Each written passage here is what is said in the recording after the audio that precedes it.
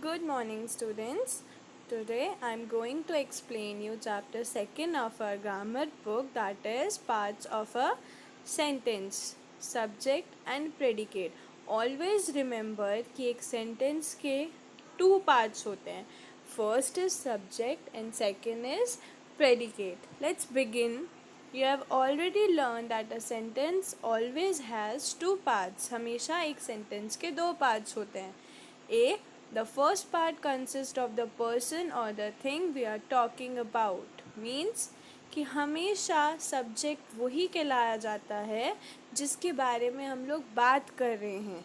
Suppose that मैं अगर एक ट्री की बात करूं, that this tree is very beautiful, हम बात किसकी कर रहे हैं? ट्री की.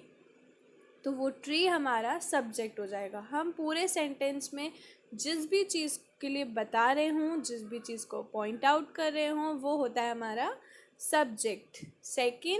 The second part consist of something that is being said about that person और थिंग इन द सेंटेंस.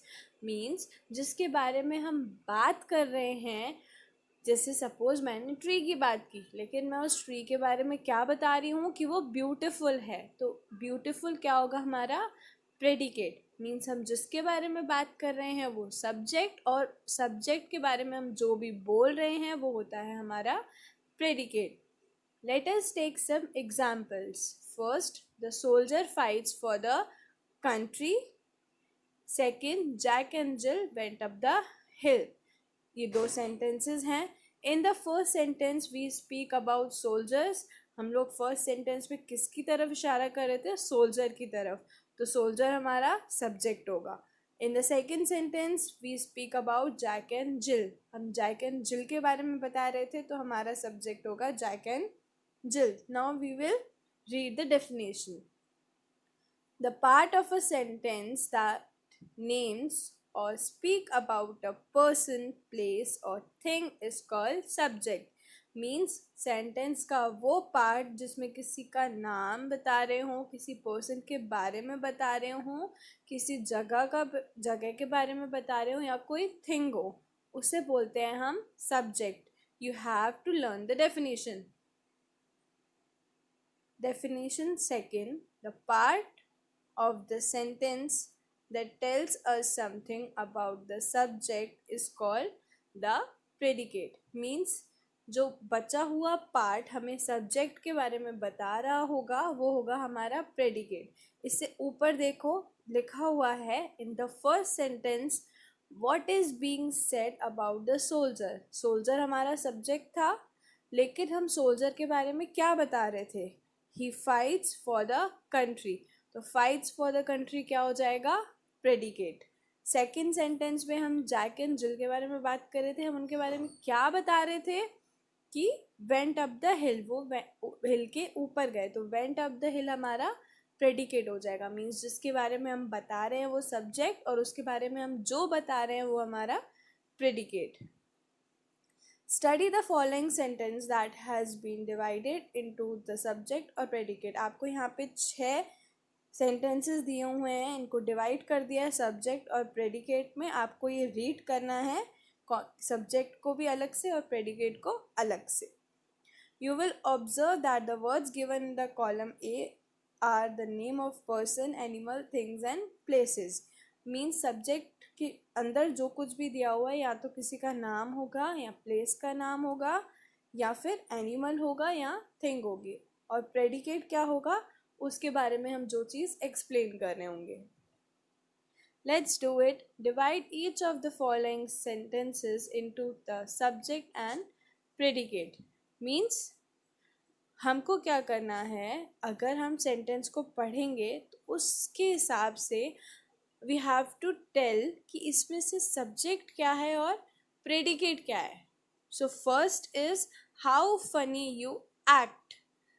कितना फनी तुमने एक्ट किया. हम बता किसके बारे में रहे हैं? तुम्हारे बारे में.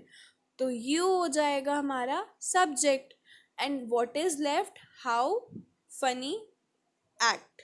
अगर हम यू को हटा दें तो हाउ फनी एक्ट. यू हो गया हमारा सब्जेक्ट। क्यों हो गया? क्योंकि हम तुम्हारे बारे में बात कर रहे थे, यू के बारे में बात कर रहे थे, लेकिन हम यू के बारे में क्या बात कर रहे थे? हाउ फनी एक्ट, मीन्स तुमने कितना फनी एक्ट किया। तो तुमने कितना फनी एक्ट किया, ये हमारा हो जाएगा predicate. Second, strange are the ways of gods, means भगवान के रास्ते जो होते हैं वो स्ट्रेंज होते हैं। तो हम इसमें बता किसके बारे में रहे हैं? द वेज ऑफ गॉड, जो भगवान के रास्ते होते हैं। तो द वेज ऑफ गॉड हमारा सब्जेक्ट हो जाएगा, आर स्ट्रेंज हमारा प्रेडिकेट हो जाएगा। Third, flowers Bloom during the spring. अब हम इसमें किसके बारे में बात कर रहे हैं? फ्लावर्स के बारे में। तो फ्लावर्स हमारा सब्जेक्ट हो जाएगा, ब्लूम ड्यूरिंग द स्प्रिंग हमारा प्रेडिकेट हो जाएगा।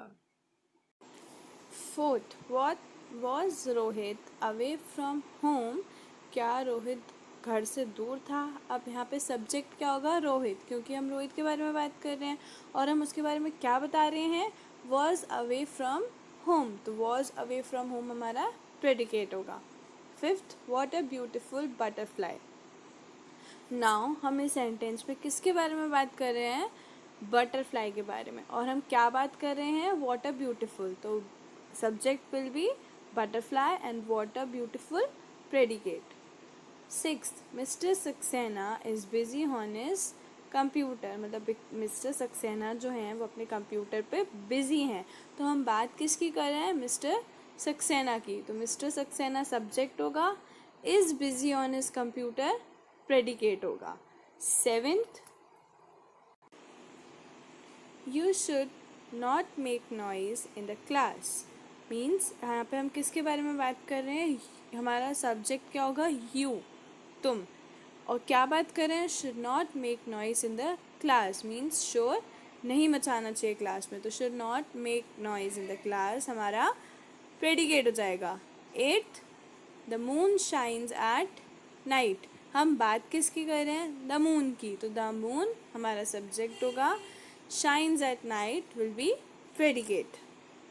Remember, it is not necessary for the subject to always come at the beginning of the sentence. It can occur anywhere in the sentence. Means जो हमारा subject होता है जिसके बारे में हम बात कर रहे हैं, ज़रूरी नहीं है वो हमेशा सेंटेंस के स्टार्टिंग में ही आए। वो कहीं भी आ सकता है, बीच में, लास्ट में, कहीं पे भी। ओके जैसे सेकंड वाला था, strange are the ways of God.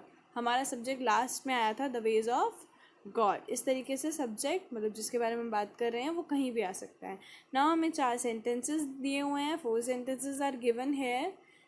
So as when you look for the subject in interrogative and exclamatory sentence, ask yourself a question: what is this sentence about? The answer to this question will give you clue for the subject. Means जो हमारे interrogative और exclamation वाले सब sentences होते हैं, जैसे कि question mark हो या हमसे क्वेश्चन पूछ रहा हो या इंटेरोगेटिव हो। लेट्स सी, जैसे कि फर्स्ट दिया हुआ है how beautiful the butterfly is, ये हमारा एक्सक्लेमेटरी सेंटेंस हुआ, right. Second, what a nice song, ये भी हमारा एक्सक्लेमेटरी सेंटेंस हुआ। Third, have you had your dinner, ये इंटेरोगेटिव हुआ। Was the fox very clever, ये भी इंटेरोगेटिव हुआ। सो हम लोग नीचे देखेंगे कि अगर जब इन सेंटेंस को देखें तो हमें सब्जेक्ट के बारे में कैसे पता चलेगा। तो हम उस सेंटेंस को पढ़ने के बाद ये सोचेंगे कि वो हमें बता किसके बारे में रहा है या फिर पूछ किसके बारे में रहा है, क्योंकि इंटेरोगेटिव में तो पूछा जाता है। तो जिस भी चीज़ के लिए बताया या पूछा या एक्सक्लेम किया जाएगा वो हमारा सब्जेक्ट होगा। How beautiful the butterfly is, यहाँ पे सब्जेक्ट क्या होगा हमारा? बटरफ्लाई। क्यों? क्योंकि बात हम बटरफ्लाई की कर रहे हैं।